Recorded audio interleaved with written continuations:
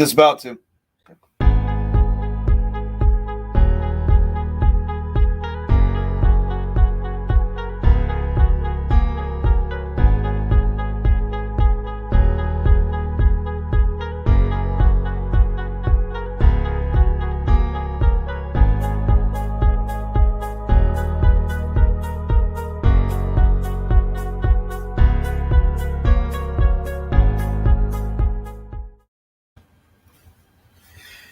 Hello, everyone, and welcome to the very first episode of Paranormal and Historical Locations and Legends. For those who don't know, my name is Nick Muley. I've been a paranormal investigator now for 16, almost 17 years now, as a matter of fact. I have co-hosted 3 different paranormal shows here on the Things Network and formerly the Paranormal United Network, but this is the first show ever where I'm hosting it independently. How I got started with doing these presentations, to make a long story short, is started about a year ago, where I originally had these presentations for new paranormal recruits who were interested in joining our paranormal group. So not only was it to show some of the most notorious legends out there, but also to give certain education, both paranormal and historical wise. Unfortunately, as I'm sure a lot of you guys know, things kind of fell apart and the presentations, didn't carry on until I got, obviously, a message from the Things Network and asked if I would be interested in making this into a show. I mean, what better can you get than having your own presentations turn into a show like this? So I'm going to start off with what I normally do, when I used to do my training presentations. I have the first one all ready to go. Give me 1 second here to share the screen because I'm using the projector here. The first legend I have in particular, as I'm looking this up, by the way, I just want to say hello to, hey, Jeremy, Bridget, good to see you. Thanks for tuning in. Renee, hello. You came in just in time. So the first presentation I'm going to show for tonight is the most notorious ghost story all in Mexico, Central and South American culture. So give me a second here.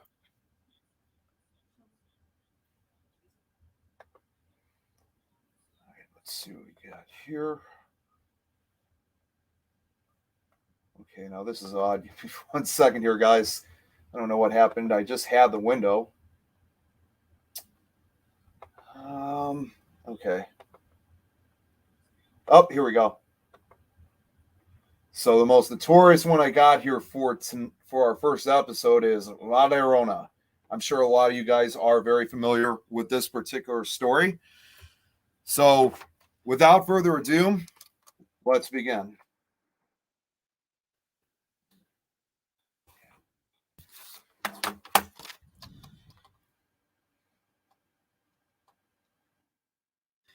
So in Mexican folklore, La Llorona, pronounced the weeping woman, the wailing woman, or the crier, is a legend about a ghost woman who drowned her children and mourns their deaths for eternity.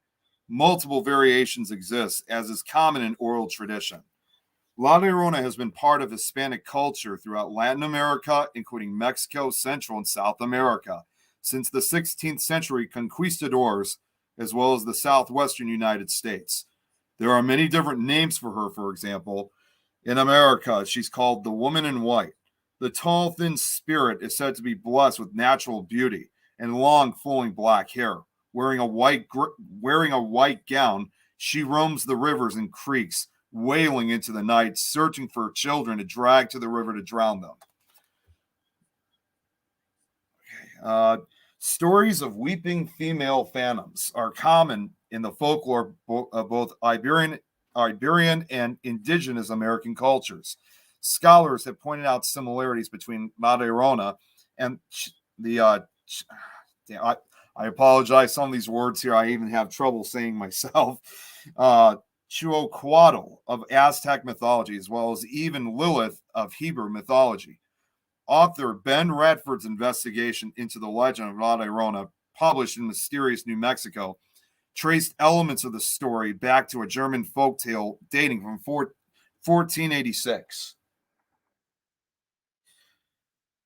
And also, another thing to add, which is not here on the presentation, is that La Llorona is also sometimes identified with La Malinche, the Nahua woman who served as Hernán Cortez's interpreter and mistress, and bore his children, and who some say was betrayed by the Spanish conquistadors.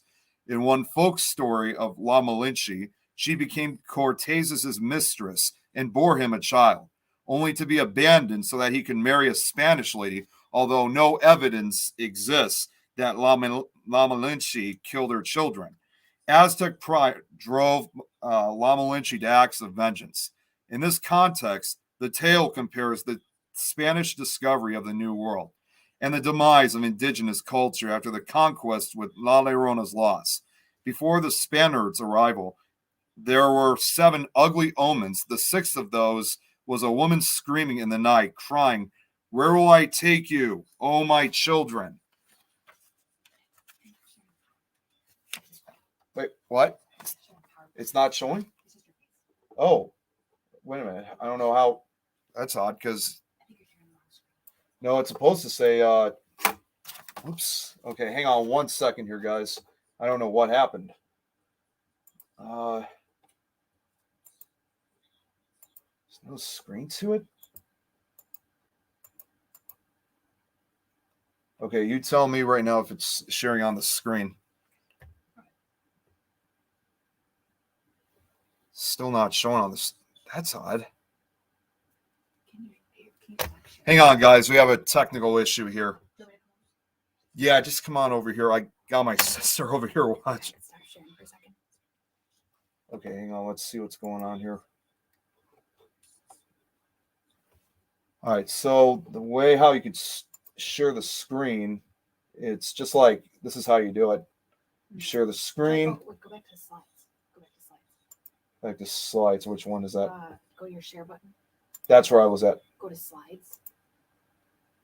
No, that doesn't work. Okay. I don't know if you can share that. No, I was able to share it previously. Try again.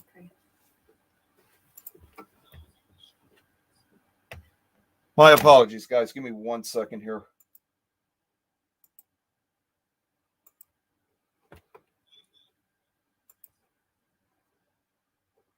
Okay, let's try something else here because that didn't happen earlier right before I went on.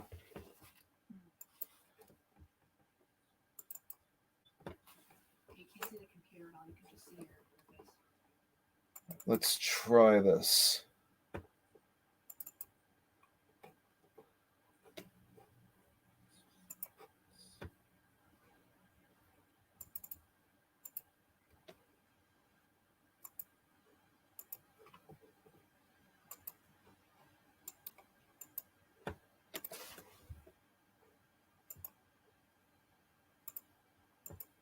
Why isn't it showing up? That's okay. I shared it again.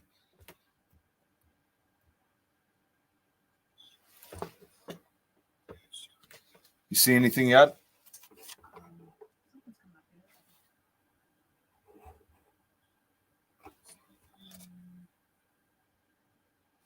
No. Wait a minute. I think I might know what it is.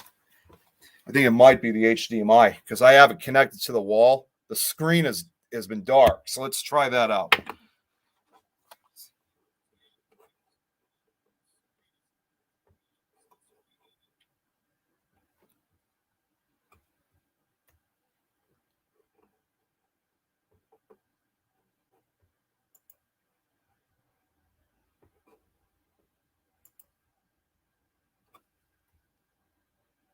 There we go. I see it. Is it showing up on your screen?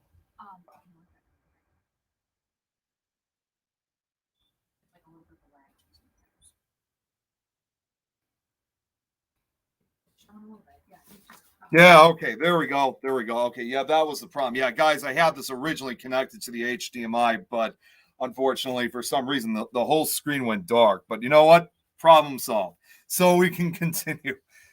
Thank you, Angela. I definitely appreciate that. I'm sorry? I only went through one slide. So the first slide, as you guys can see, it's That's all that showed up. Now we can get to the more interesting stuff. Okay.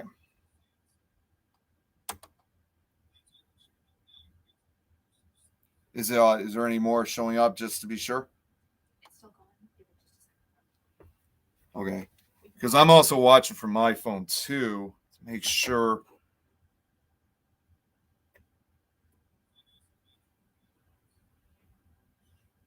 From your side, is it coming from? Is it showing just the?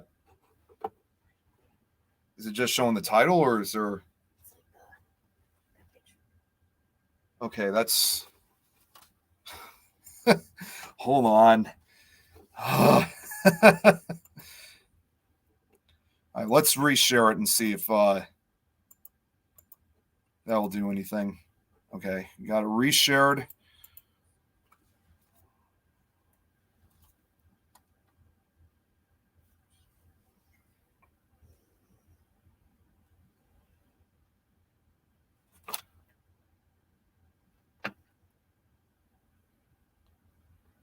See, I have it on the full. Oh wait, Angela. Am I in the way? Wait Oh, okay, It's hang on on. now. Well, yeah, but it's not showing up on the full screen like as it is right here. I know it's not. That's what I'm seeing too. I think you could probably go ahead with it though, Nick. Okay. Yeah. All right, guys. I'm not sure what the problem is, so we're gonna have to do it just this way. This is as close as I can get to it. So, all right. So, anyways, moving forward is although variations exist, the earliest published reference to La Llorona occurred in a sonnet written by Mexican poet Manuel Carpio in the late 1800s. The poem makes no reference to infanticide. Rather, La Llorona is identified as the ghost of a woman who was murdered by her husband. In another variation, she was tricked by a demon who told her that her son's souls were lost, but that she would be granted entry to heaven if she found the souls and brought them to heaven where they belonged. The demon knew that her son's souls were already in heaven and that the woman would be stuck in the land of the living trying to find her sons forever, crying constantly for the sins she had committed.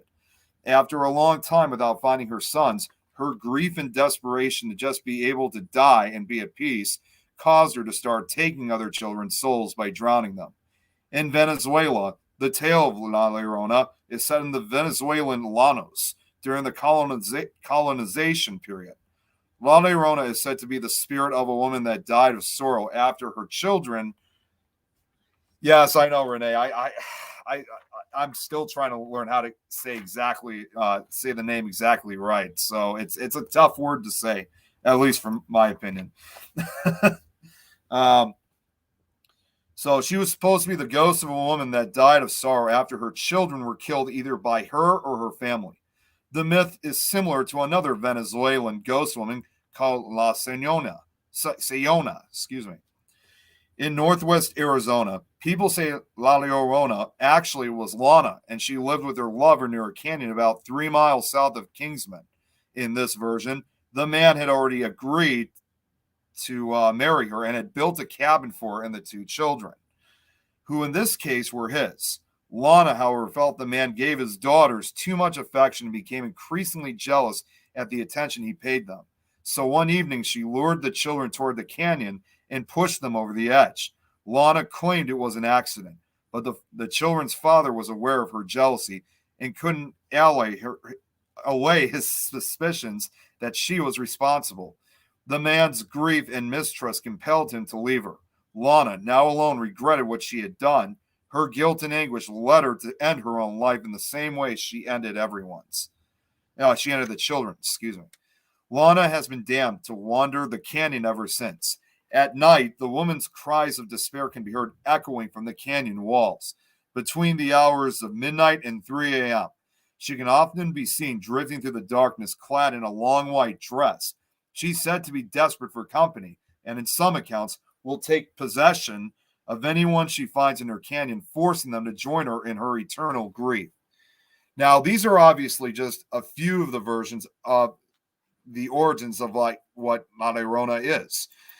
But perhaps the most famous and the most notorious story that I think we all know tells the story of a beautiful young woman named Maria, who was born to a peasant family and lived in a rural, humble village in Mexico. She came from a poor family, but was known around her village for her beauty and grace, and was a caring woman full of life and love.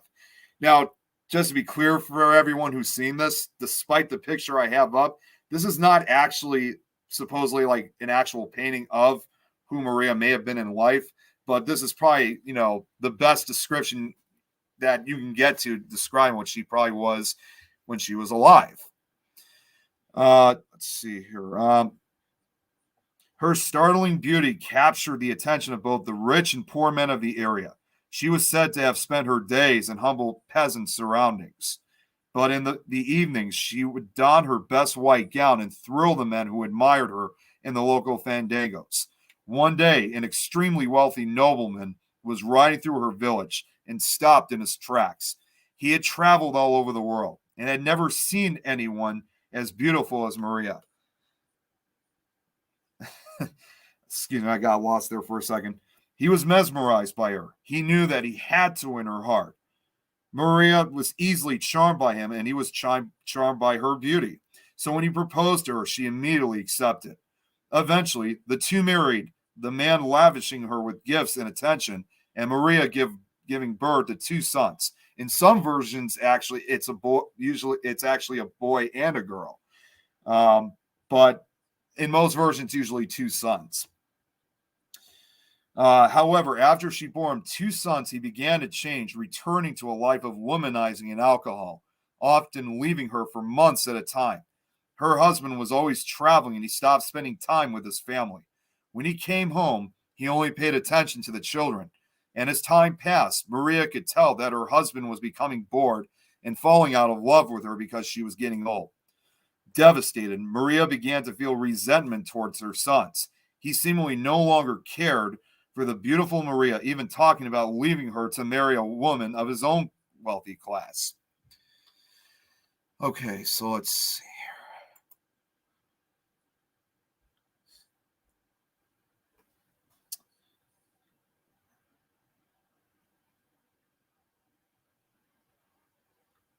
Okay, sorry. Again, some of the text I have here is a little bit small, and you can easily get lost when you're doing this.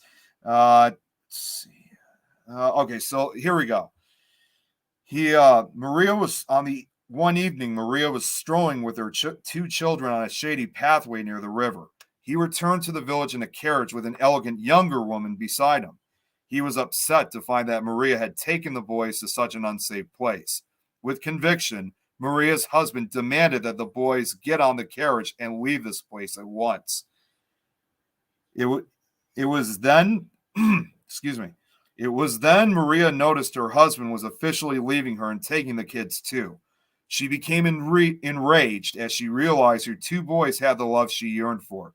He then bid his children farewell, ignoring Maria, and then drove the carriage down the road without looking back. After seeing this, Maria, angry and hurt, went into a terrible rage and seized her children and threw them into the river and drowned them in madness. As they disappeared downstream, she soon came to her senses and realized what she had done and searched to save them, but it was too late. The river had already carried them away. Maria broke down into inconsolable grief, running down the streets, screaming and wailing. Days later, when her husband came back and asked about the children, Maria started weeping and said that she had drowned them. Her husband was furious and said that she could not be with them unless she found their children. So that's kind of the unusual part of the story is he starts abandoning her more and more often and said that he won't be with her unless she has these particular things. Now apparently, not having their sons with. Okay, so the beautiful Llorona mourned them day and night.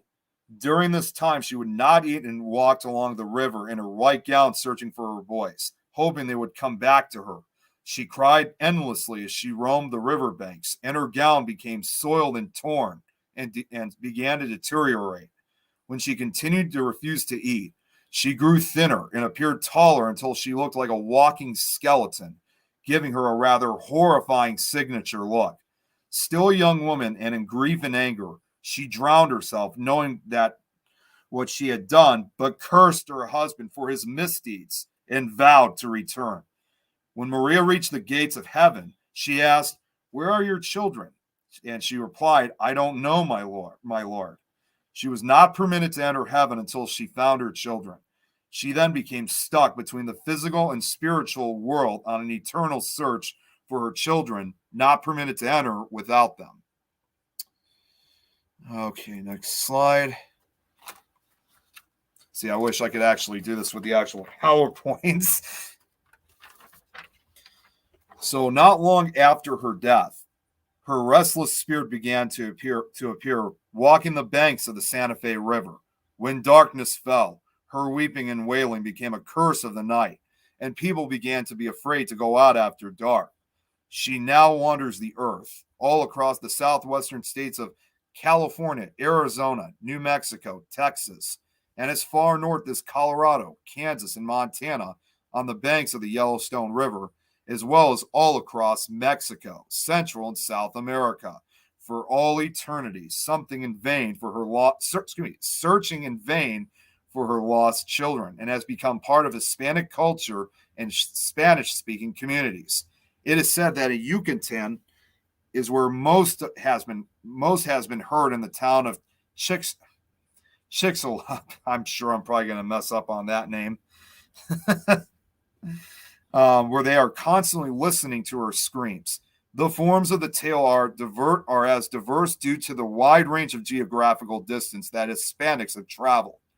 People who claim to have seen her says she always appears at night or in the late evenings with a long white gown and a veil along with long black hair, drifting between the trees along the shoreline, scraping the bottom from rivers to lakes, bending over the creek bed, her pale arms elbow deep in the waters, or floating on the current with her long white gown spread out upon the water, and has been heard crying for her children. Her constant weeping throughout the night is the reason they no longer spoke of her as Maria, but giving her the title La Llorona, the weeping woman. Among her cries, she is noted as crying, I miss he's house. I know exactly how it's pronounced, but it's sometimes hard to say again, which translates to, "Oh, my children," or "Oh, my sons."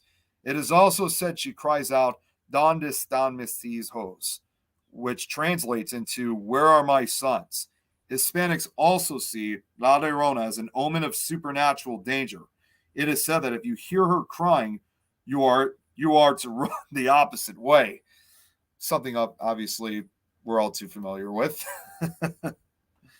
Some believe that if you hear the cries of La Llorona, you or someone else close to you are marked for misfortune or even death, similar to the Gaelic Banshee legend.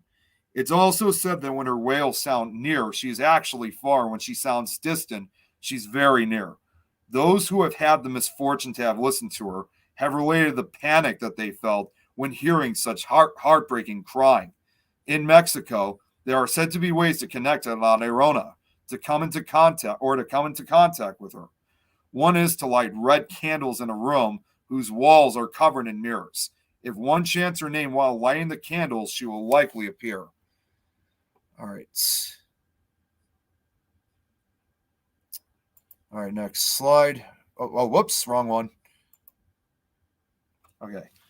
Many parents in Latin America often use this story to warn and scare their children to not playing in certain bodies of water, going to sleep at their required time, or to not go out, especially alone at night. For La Llorona might snatch them, especially those she mistakes or whom resembles her missing children, asking them and God in heaven for forgiveness and throwing them to their deaths in the flowing waters, drowning these children to take their place. Of course, the spirits of those never forgive the actions she makes, and yet she keeps trying, apparently. Her wanderings at times have grown wider, following Hispanic people, especially children, wherever they go. In some cases, according to the tale, she will kidnap wandering children or children who disobey their parents. Another part of the legend is that those who do not treat their families well will see her, and she will teach them a lesson. Most tales of La Llorona have a moral that tends to be something like, be good, or La Llorona is going to get you. Although children are usually the main focus on La Llorona's attacks, even adults fear her as well. So, we always hear a lot of these stories out there where they're always known to usually target children on many occasions. But with some of these legends, if you go deeper into the stories and it becomes more well known, it eventually gets to the point where it's no longer just trying, or if it's a particular entity that somehow gets some kind of power for, taking certain people's souls, it's eventually going to go after adults too. So we always see these as usually, pointing to children, but it's obvious that some of these stories, it's not always restricted. So even us adults aren't immune. Now, the next slides I have here for the next couple slides I have here from this point on are actually, it may seem like there's a lot of them, but it's actually a number of actual sightings of people who claim they've actually seen her, not in both Mexico as well as parts of the southwestern states in South America. So here's a couple examples of them. And this, despite being a number of stories I have here, it's really quite a small amount of stories I was able to find. So I was fortunate to even find a small collection of accounts for people who they believe they encountered La Llorona. Unfortunately, for some of these, I was unable to find the years of them. So that's why some of them, as you can see, just starts off. So in one story I got, Brandy recalls a story her mother told her about an encounter she had in her house that she lived in for almost 50 years in Santa Fe, New Mexico. When her mother was about 12 or so, she and her cousin were sitting in her bedroom, which was later to become her daughter's at night in the middle of winter. It had been snowing. At one point, they heard something outside the window. When they looked, they actually saw a woman standing there dressed all in white and crying. Brandy's mother and her cousin were obviously a little frightened, and they ran out of the room to tell their mother. Her parents went out to investigate, but found no footprints in the freshly fallen snow. They came back inside and told her what they found, or rather what they didn't find, which, regardless, especially in an area like this, it frightened Brandy's mother, who believed it was La Llorona, and was even more, actually at that time, being a child, was even afraid to go back to her room. So many years later then, when Brandy herself was around the same age, which was 11 years old, she was sitting in what is now her bedroom by herself in the middle of winter, and it had also been snowing. Brandy heard a noise outside her window in which she was afraid of the dark, so she didn't check to see what it was, but she instead just left the room and did something else for a while. When she told her mother about the story, although most likely this was probably just an act of anxiety, even she thought it could have been La Llorona stalking the nearby house like she did 50 years earlier. So that one is I'm kind of a little bit skeptical about, but I think it could have been more of just paranoia or anxiety, but you never know. Another story I have here involved a man by the name of, I can't even say the names. I'm just going to move forward to this one. He was an outspoken boy who often argued with his mother, well, both of his parents. After a heated argument, he, along with his brothers, Carlos and Augustine, decided to leave their ranch in Ojo de la Vaca to head toward the Villa Real de Santa Fe. However, when they were along their way, as they were heading out to that area, they were visited by a tall woman. And get this, unlike most sightings or descriptions of La Llorona, she was wearing, there is some differences to this one, wearing a black tapelo and a black net over her face. Two of the boys were riding in front of the wagon when the spirit appeared on the seat between them. She was silent and continued to sit there until the young boy finally turned the horses around and headed back home, at which time she said, "I will visit you again someday when you argue with your mother." All right. So, as typical with a lot of these legends, the legend has become so well known that it's inspired a number of movies based on on La Llorona. And using the cursor, I can point this out. In 1933, a movie called simply just La Llorona was released and was not only the first movie to base itself on the infamous legend, but was also Mexico's very first horror movie, which is ironic because this was exactly around the same time that up here in the United States and parts of Europe, we were all, going crazy over the Universal monster movies that were being released around that same time. So was this Mexico's way of trying to cash in on it to get the popularity? I'm not sure, but it was definitely their first attempt of trying to. It was definitely their first attempt to try to see, like what a horror film would be like down in Mexico. Then, about almost 30 years later, in 1960, another movie that was also called La Llorona, which, despite its name, it was not actually a remake. Also came out. It was filmed on location as like it was in the original, but in a different area of Guanajuato, Mexico. Then for some odd reason, the early 1960s was basically the era that released two La Llorona movies, literally within a year apart, which I thought was very unusual at that time. I mean, that's pretty unusual for just one legend.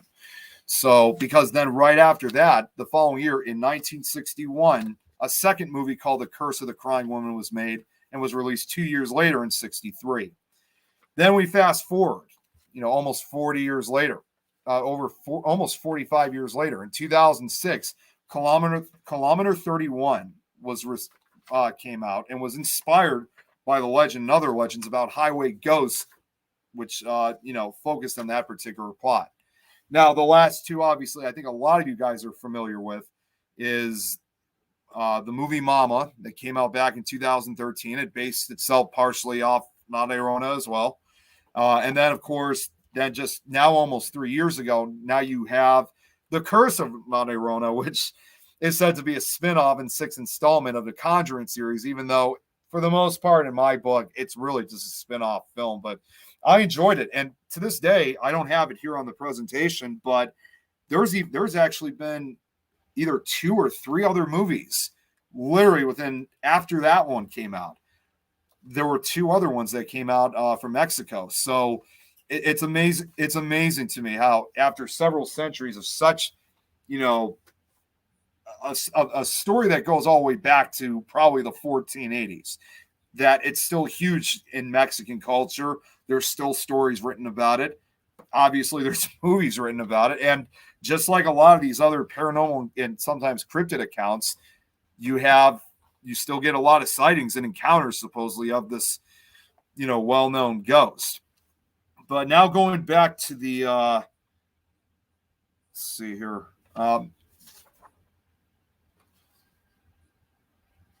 See here for a second. I think I got one of these a little bit mixed up.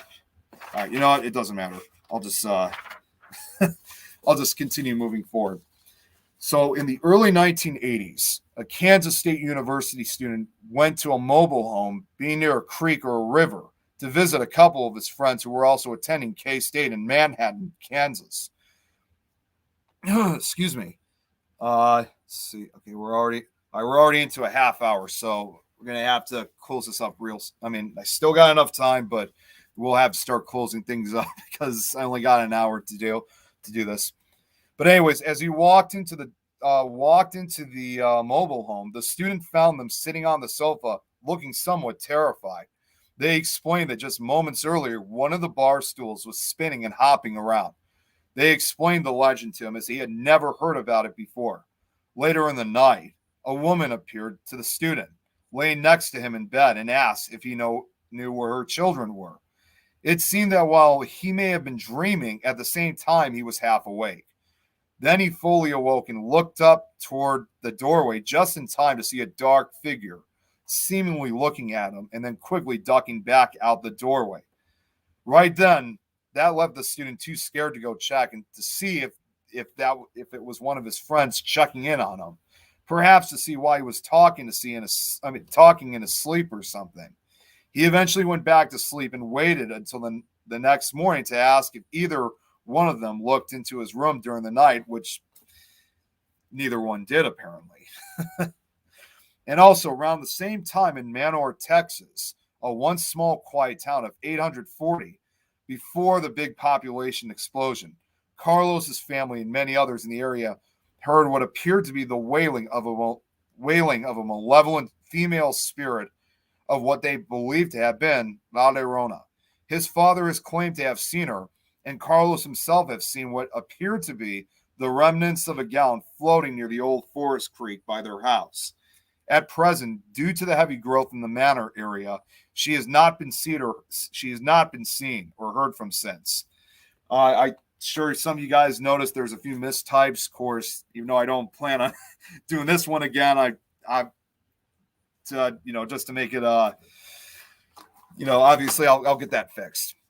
But anyways, so a few more signs I got here is a Mexican woman. Jeez, I got to slow down my speech. A Mexican woman, Juana Leja, I guess that's how you say it, attempted. This was actually one of the rare cases I found that actually had some kind of murder attempt involved. And obviously, here it said that she attempted to kill her 7 children by throwing them into the Buffalo Bayou in Houston, Texas in 1986.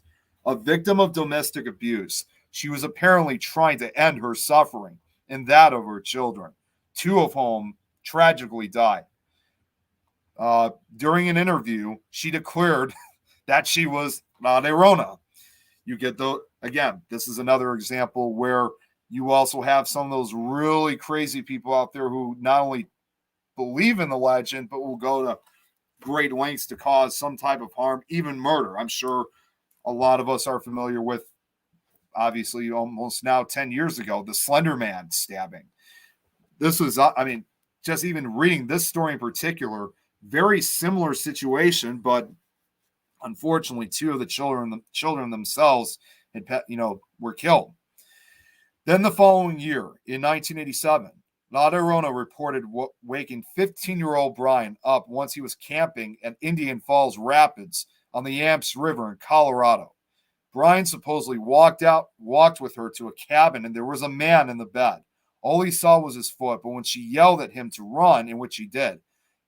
Apparently, this was kind of a confusing story, as you can obviously see, even the way how I'm saying it, but the weird thing was, if he didn't smash his toe on a rock, he actually would have run off the cliff into the Indian Falls Rapids. In other words, he would have fallen to his death, and that would have been over for him. So it was a good thing that this particular female entity scared him enough to run the opposite direction.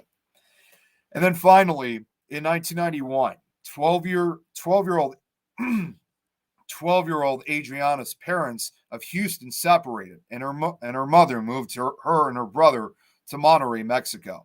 In the winter, all 3 of them would sleep in the same room because there was no central heating, only electric heaters. One night around 2:30 a.m., Adriana woke up because she had been dreaming about her great-grandmother. She kept calling her name 3 times to be exact. Just a few minutes later, she heard the scariest screams coming down the street, which she described as horrific.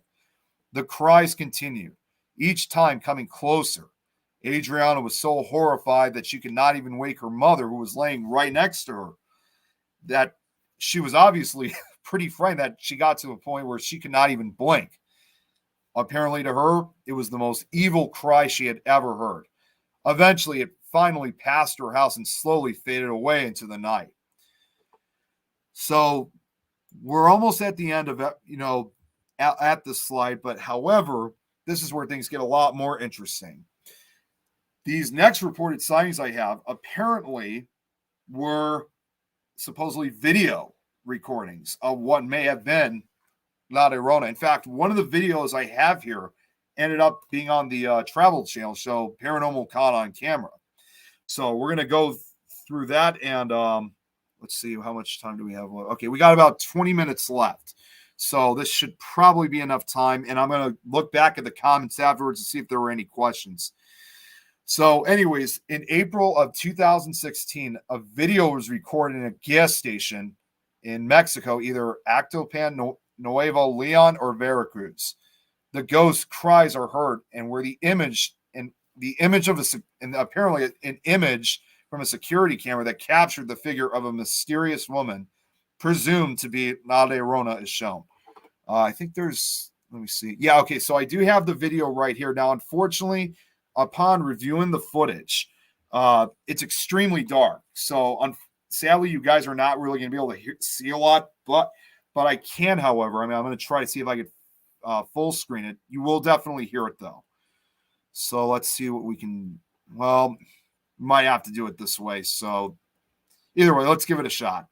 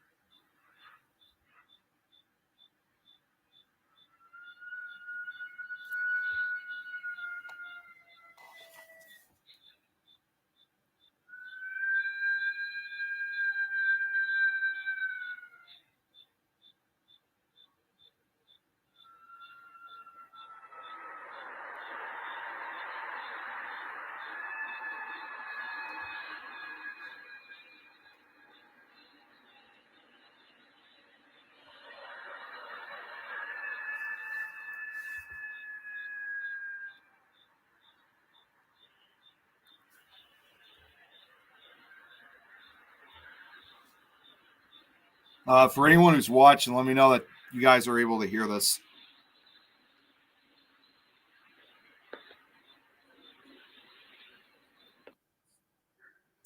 Okay, so that was the first one. I mean, I will admit it's definitely a very, the sound is definitely unsettling. No doubt, no doubt about that. That's for sure. Some people may, you always get the ideas that some of them may have been fake. It could be debunked. You never know. But to me, whether it's real or not, it definitely has a very unsettling sound to it.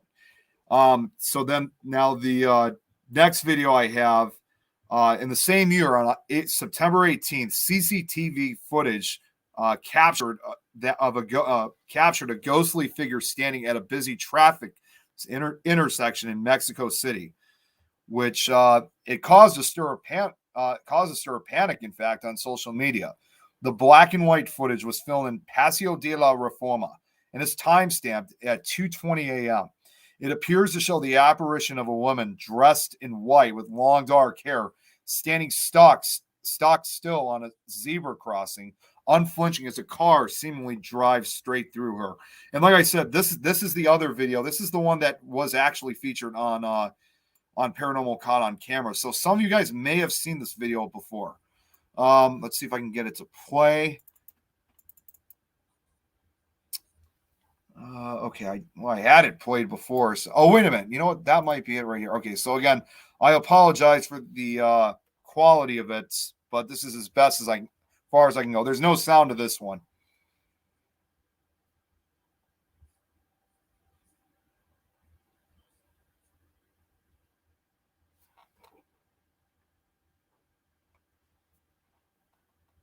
And what's amazing about this footage is that this was captured on like 2 or 3 different security cameras, and it all shows the same thing. So it kind of makes you wonder.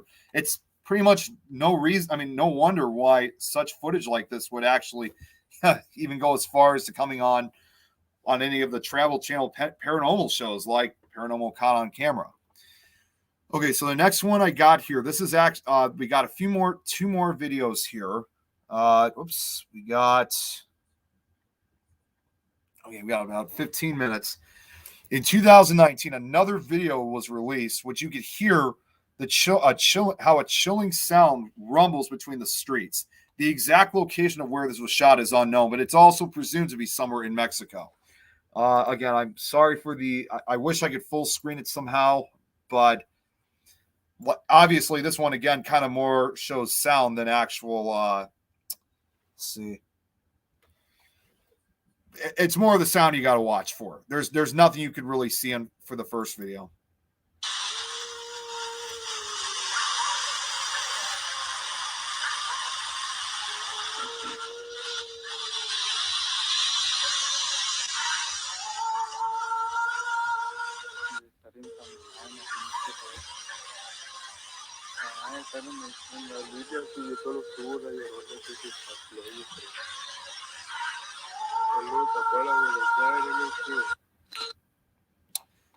Okay, so once again, that video could be subject to debate. Again, another creepy video indeed involving the cry. And I could see obviously why this could have been shot in Mexico, because obviously the people who were filming it were speaking Spanish. The last video I have here, and then I got a few more accounts, and then we got actually just one more slide after this.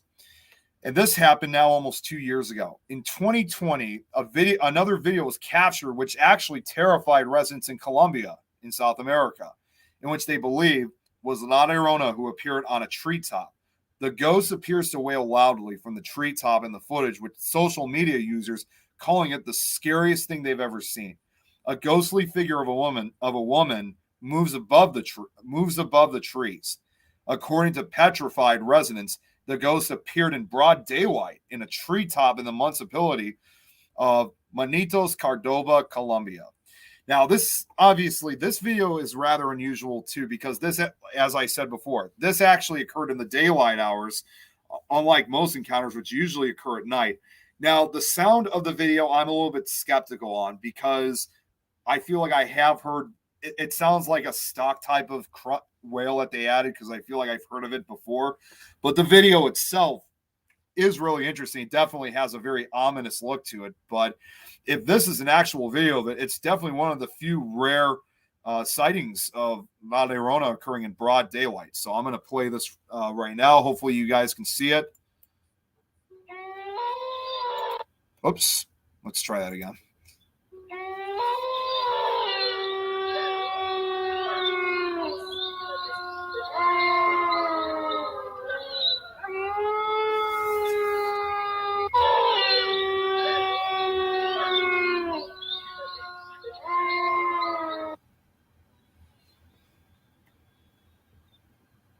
And for some reason, the sound cuts off to there, but the video still runs.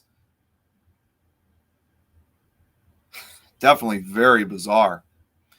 I don't know what you guys would think about it, but again, that's definitely still a relatively creepy video. I mean, there obviously is something there, but the sound I'm a little bit skeptical on, because I feel like I've heard of it before. I'm sure some of us have, from movies, television shows, recordings, whatever you could think of. So the last remaining sightings I got here, which first off, that concludes the video evidence I was able to find. I wasn't able to find any other than the videos themselves. I wasn't actually able to find any photographic or audio evidence of La Llorona herself. So a boy and his family, again, this one didn't have a date to it, unfortunately, were sitting near a creek between Mora and Guadalupe, oh my God, in New Mexico, when they saw the form of a tall, thin woman. She quickly seemed to float over the water and up the hill out of sight until she returned a little later, even closer to them. The family had suspicions that she was La Llorona, so they went to the shore to see if there were footprints, but found none. They believe it was the actual entity. Apparently, people also, almost skipped one. Another encounter occurred when a band of brothers left their. Oh, is that? Oh, wait, that's the same one. Okay, I gotta fix that one later. Okay, so I guess skipping that one was actually the right choice. People apparently also saw her in the city of Los Angeles, California, in the small town of Watts. In Santa Fe, New Mexico, the tall wailing spirit has been seen repeatedly in the Para building, which is short for Public Employees Retirement Association, which is built on land that was once an old Spanish Indian graveyard and is near the Santa Fe River.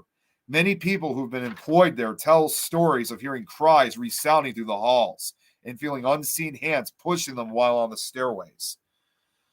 So we got, let's see. Just want to see if there's anything that I got here, because obviously I had to read from the screen for a while because I was missing a page. So let's see what else we got here. We got only about 10 minutes left.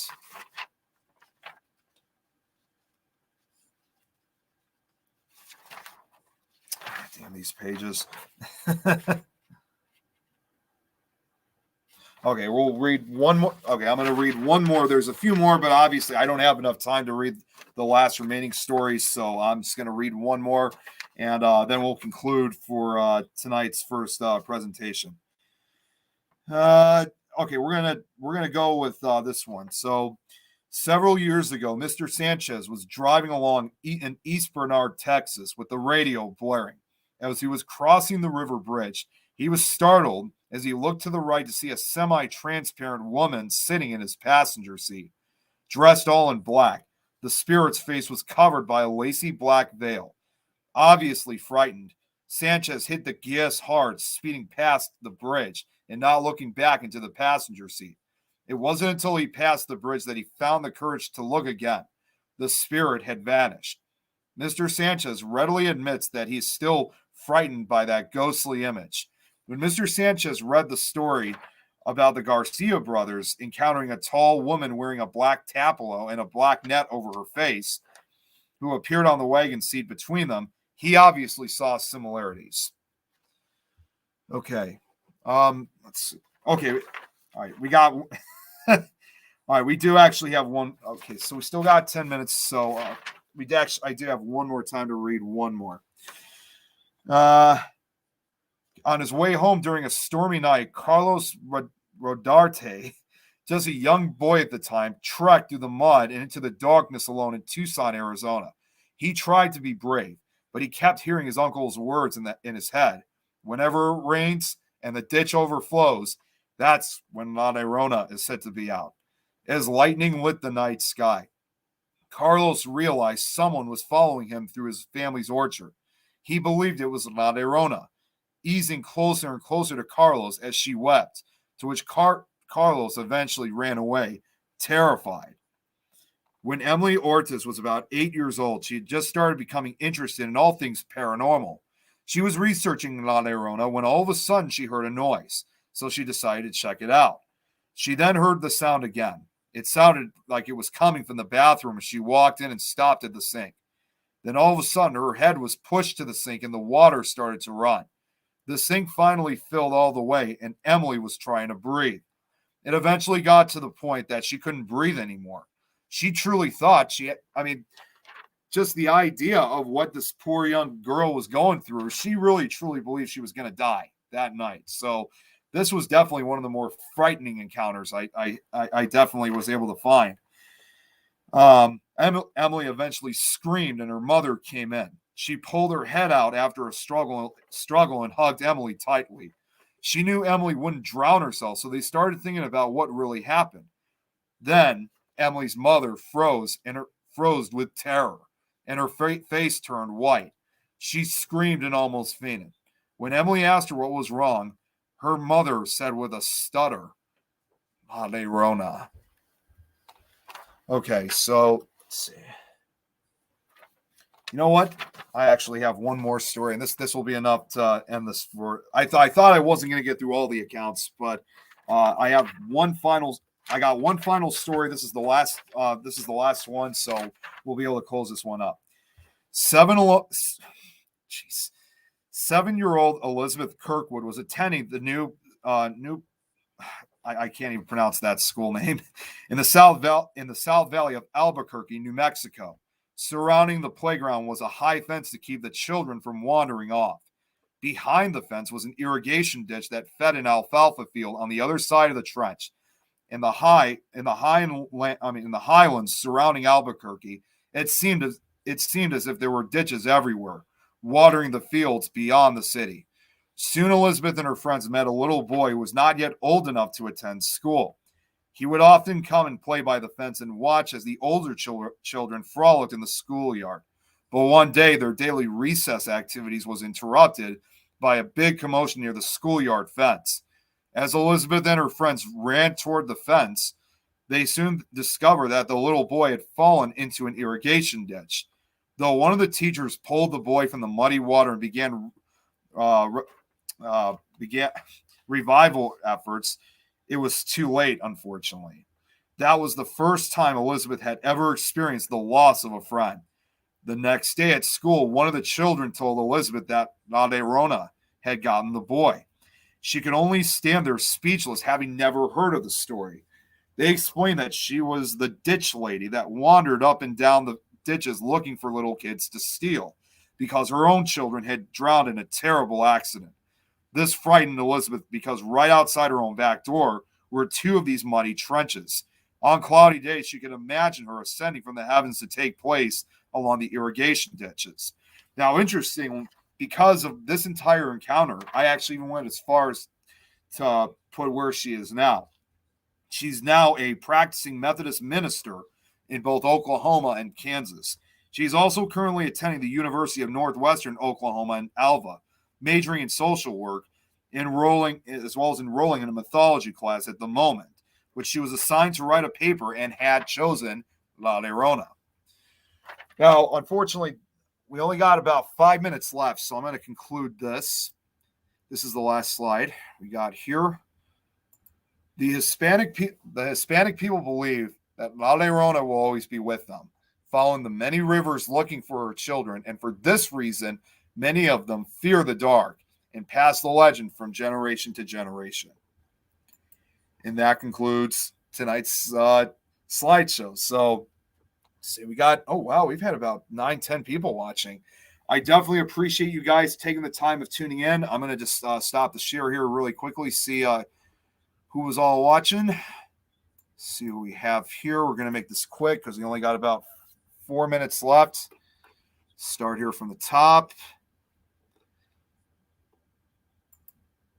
Okay, I don't know who this was, Facebook user, but you have to give your name to Facebook so that way I'm able to see who that was that said it earlier. But hello. Hey, Leanne, good to see ya. Greg, what's going on? Hey, Robert. Chantal, great to see you here. Thanks for tuning in. Glad you had the time to tune in. Thank you. Let's go. Hello, Katie. Hey, Adrian, good to see ya. Yes, thank you for my hats.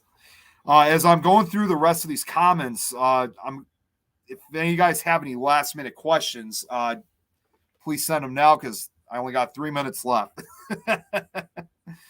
Okay, so a lot of this was from what happened earlier. Carl, good to see you. Hey, Jenny. Let's see, this one's Rob. Let's go. Hey, Robert. Native American shaman friends. I'm sure. I mean, even though it's more of a Mexican, Central American, South American tale, I'm sure she's persisted in Native American legends as well. Let's see. Anyways, hey, Dad. Tom, thanks for tuning in. Natalie, good to see you. Yeah, the sound, I'm not sure exactly which sound it was because we had a few of them. I had a few of them playing. Gabriel, good to see you here, man. All right. Jeremy, I appreciate that. Bridget, thank you. All right. Well, we're just about to be out of time because we got our next show coming out. But I just want to say, just before I go off, thank you guys so much for staying the entire time for my first independent paranormal podcast show. I really appreciate it. I'll be honest, I was a little bit nervous the first time doing this because I didn't know what to expect to see how big of an audience I would have, but it's quite obvious you guys really enjoyed it. Again, I really appreciate you guys, coming in, taking the time to tune this in. I will be back next Tuesday, same time here at 5:30 p.m. CST, 6:30 p.m. CST. Renee, thank you very much. And see, was there any?